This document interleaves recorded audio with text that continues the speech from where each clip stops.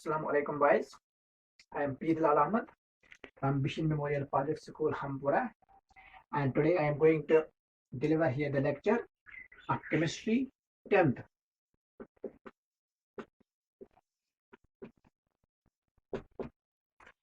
Our topic is metals and non-metals.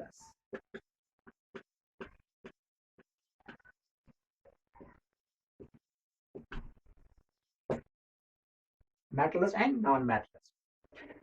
What are metals?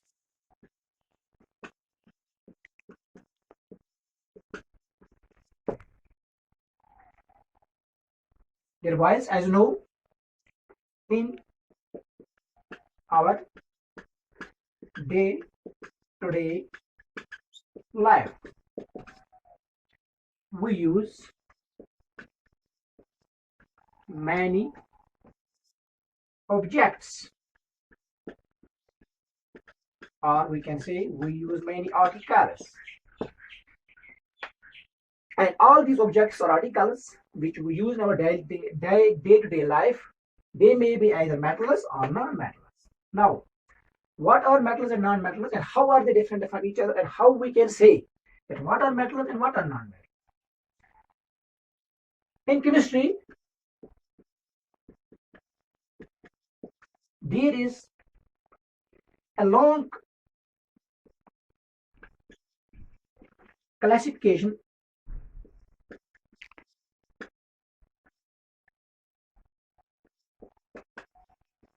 in chemistry. There is a long classification of elements. This classification is kept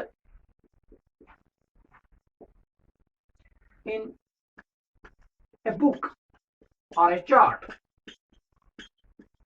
which is called periodic table.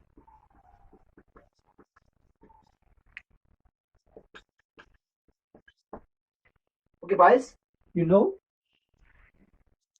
long classification of elements. This classification is kept in a book or a chart, which is called periodic table.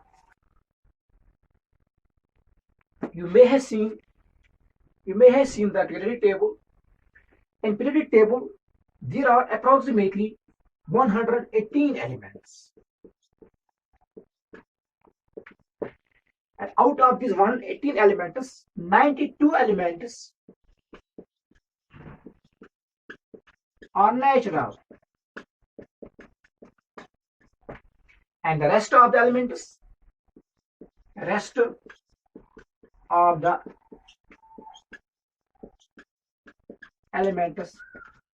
are artificial. That means they are either made in the laboratory or somewhere else. Okay.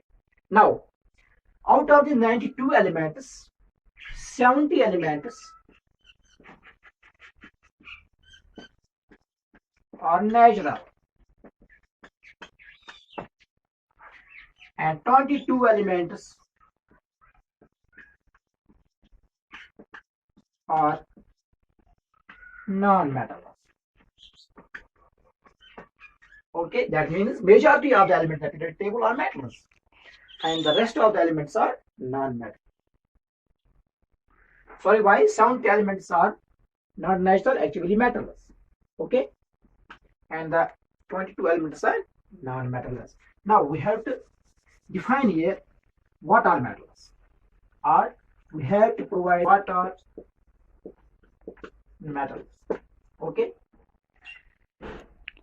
many definitions were proposed by scientists from time to time for the metals and non-metals, and all these definitions were baseless.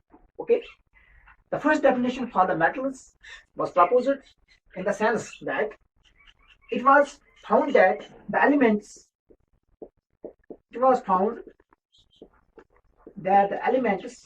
placed in the left side of the periodic table are called metals. But this definition was baseless because it was found that the hydrogen, which has a symbol H, it is also placed at the left of periodic table.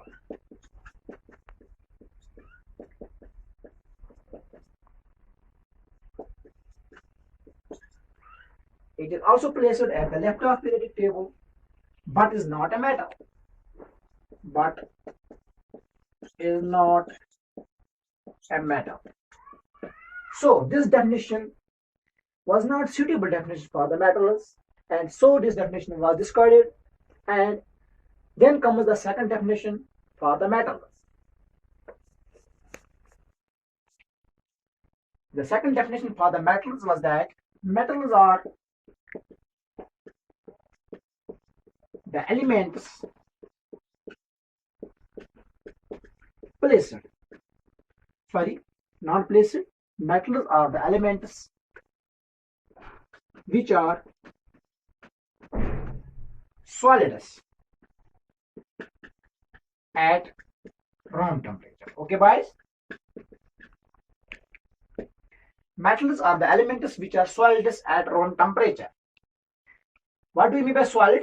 Solid is a matter which has a definite shape, definite volume, and definite mass, as you know, as you already studied in the class 9th. But this definition was once again discarded because the element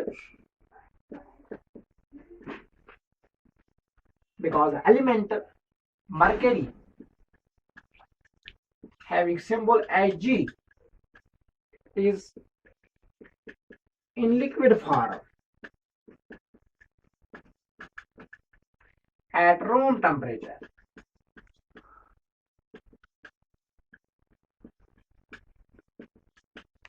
But shows the all other properties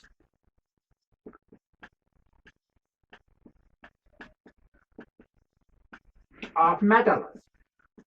So it is a metal. It is a metal.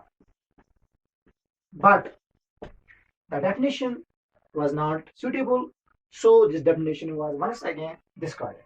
Then comes the third definition for the metals. Metals are elements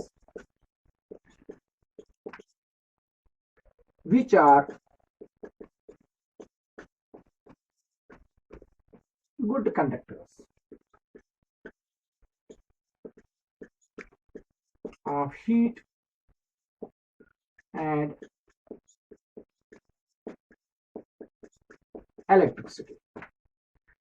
But this definition, metals are elements which are good conductors of electricity, was not once again suitable because there were some non-elements, non-metals, or we can say non-metals. For example, graphite, which is the allotrope of carbon, which we have already heard or studied in the chapter carbon and its compounds. The graphite is the allotrope of carbon, but carbon is a non-metal, but graphite is a good conductor.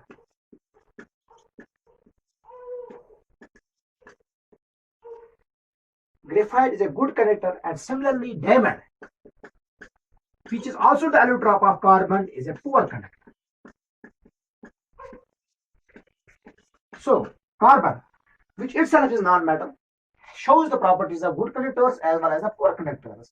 But as per the definition is concerned, metals are the elements which are good conductors of it. So this definition was. Hope that you guys would have understand, and the suitable definition which we use nowadays will be discussed in next class. Okay, thank you.